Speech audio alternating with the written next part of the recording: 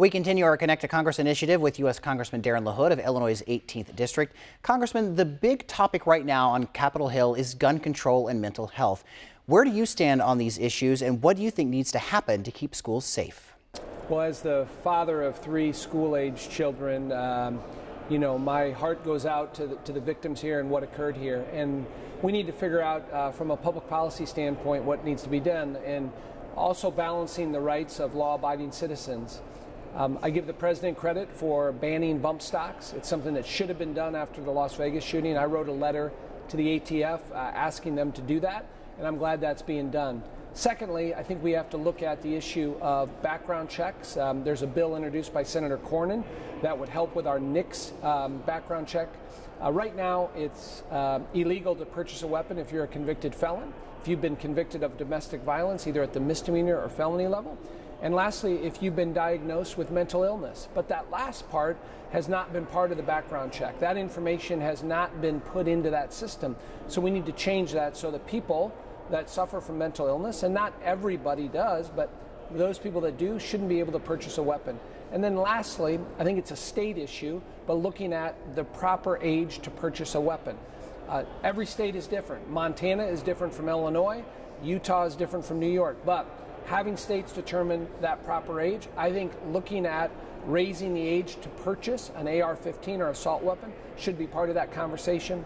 And then lastly, I think we have to look at when we know that people suffer from mental illness, that if they're 18 or 19 or 20, we need to admit them to a hospital. Right now, under our HIPAA laws, you can't do that. They have to want to admit themselves. And so I think we have to look at those laws and the public policy related to that. Those are all issues we ought to be looking at in terms of helping on this issue.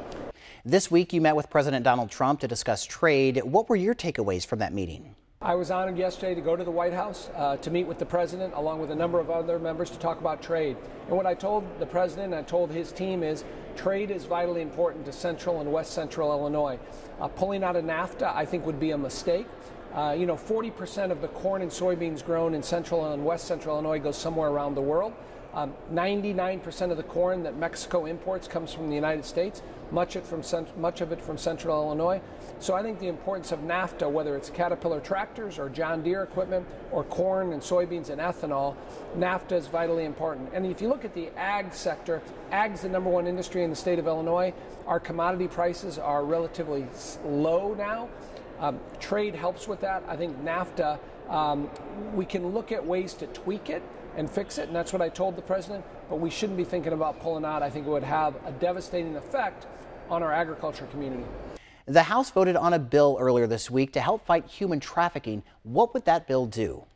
Well, human trafficking continues to be an issue all across the country.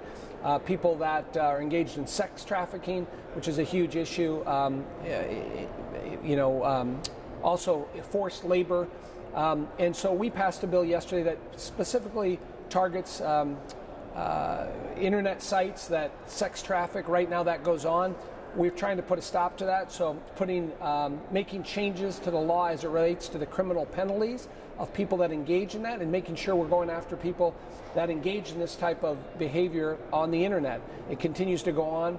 We hope this is a good enforcement mechanism to help stem and stop the flow of human trafficking. It continues to grow in this country. We believe this is a step in the right direction to have law enforcement, to give them another tool in their arsenal to go after the perpetrators. Thank you, Congressman LaHood. As always, we appreciate your time.